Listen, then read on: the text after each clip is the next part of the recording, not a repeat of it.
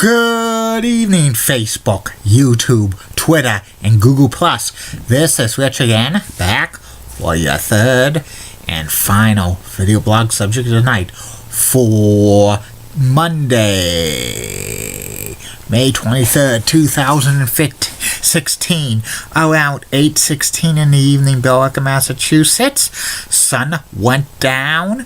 It's going to be a mix of sun and clouds tonight. Highs around 50 or so. Tomorrow, scattered showers. Going to be only about 65 or so. But Wednesday, look out. Going to be 80 and 85 on Thursday. Backdoor cool front on Friday, but the weekend looks more humid. Maybe 90 on Memorial Day. Wait and see about that. Some news to report. Texas Rangers outfielder Josh Hamilton is going to be out the rest of the year with knee surgery. He hasn't played one major league game this year for the Rangers, so tough break with him. And the Kansas City Royals is going to be without their outfielder Alex Gordon for 3 to 4 weeks because he broke his hand. It's Happy Victoria Day in Canada, and 17 years ago today, WWE superstar Owen Hart tragically passed away after he fell 75 feet when doing a stunt as the Blue Blazer. And it was an accident. He was only 34 years old. Owen left behind his wife Martha and 2 young kids, Olge and Athena. One of the most shocking deaths in pro wrestling history. And that's about it on news.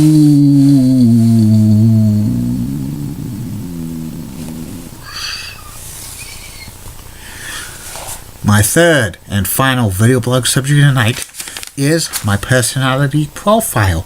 Tonight's personality profile is one of the best U.S.-born NHL players in history. I'm talking about center Pat LaFontaine.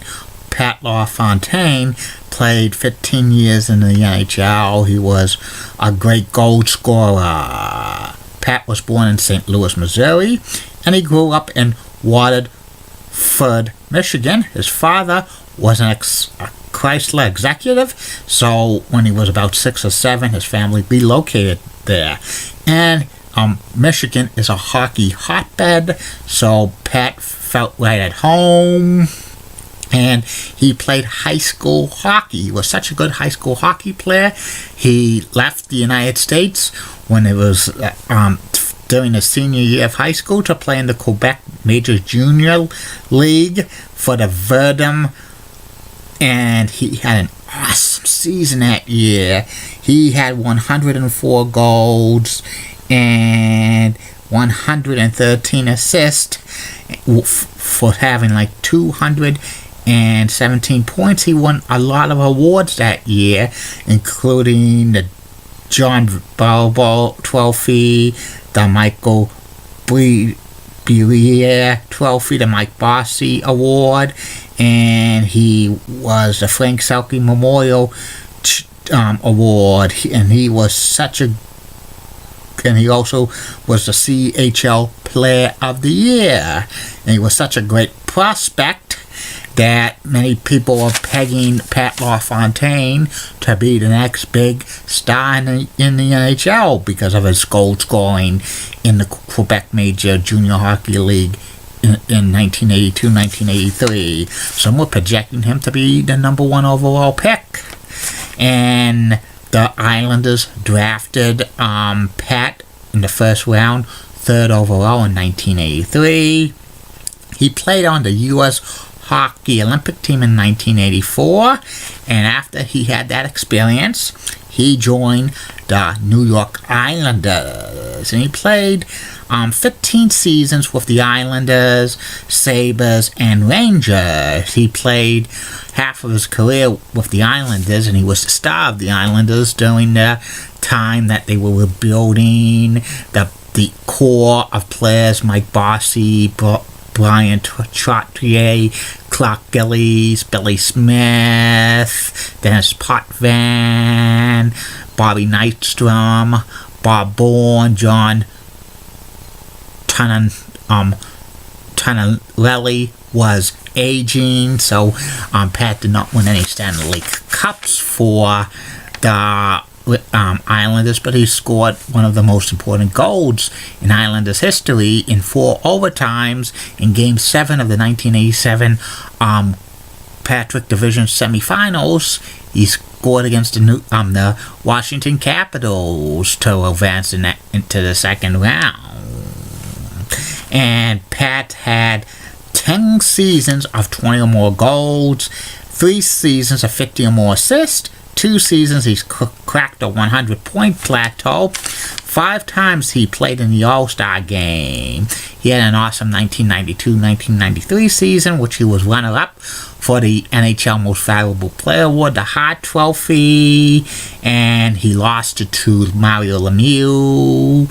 And he was a second-team NHL All-Star during that time when he played for the Sabres. He requested a trade out of the Islanders because they were rebuilding. He went to the Sabres for a few years, but he suffered major injuries his second tenure with them, with a serious knee injury. He won the Bill Masterson Award in 1994, and he was named captain of the Sabres. Then in 1996-1997, he suffers a concussion. He had effects of post-concussion syndrome, and he signed with the New York Rangers, but halfway through the 1997-1998 season, Pat suffers another concussion. He misses out on the 1998-1999 NHL season, and he announced his retirement in October of 1999 officially because of the effects of the concussions and post-concussion syndrome. And his career stats were 468 goals, 545 assists for 1,013 points. In the playoffs, 26 goals, 36 assists for 62 points.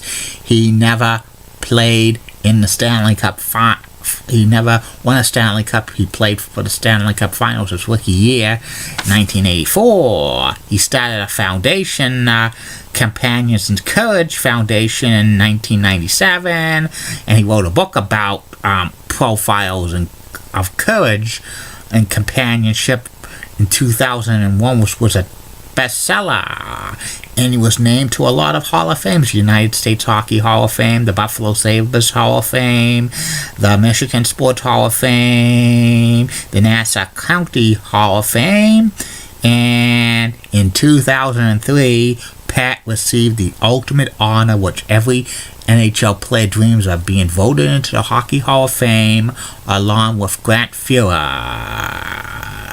Then for a while, Pat worked for the Islanders and Sabres as a special assistant, but he didn't stay too long. His number 16 is retired by the Buffalo Sabres, but the New York Islanders have not retired Pat LaFontaine's number 16 yet. And it's going to be very tough for him to get his number retired, but you never know these days. He should have his number 16 retired by the Islanders. He was a great player. He was probably the biggest star during their lean years in the late 1980s. And that's about it on Pat LaFontaine. That's about it on these video blogs: Facebook, YouTube, Twitter, and Google+. Tomorrow, 3 more video blogs coming for you. First video blog will be about my review of Starrcade 1992, Battle Bowl, the Lethal Lottery. Some of the matches were there, plus they had other great matches. It was 50 Battle Bowl, 50 regular matches, so 50-50. And our second video blog will be about Major League Baseball on TBS, tell you the history about that. And the third and final video blog of the night, the last personality profile of the month, will be Clark Jellies. I have a lot of great video blogs coming in June, and June 6th will be the 2nd anniversary of the first video blog I ever did. Can't believe it's been that long. can't believe it's been 2 years since doing these video blogs. Keep calm, everybody. I'm a Julie Button guy. Molly Rosenblatt of WCCO accent has nice legs. Elizabeth Hart, so stunning. She's the best. Amy Swansea, so awesome. Lauren Shahadi of Major League Baseball Network is the most beautiful lady on MLB Network, and she has nice legs. And in the words of Dee Patel last week, no bus, and former co-worker at Iron Mountain, Teddy V. Well, F you, I have a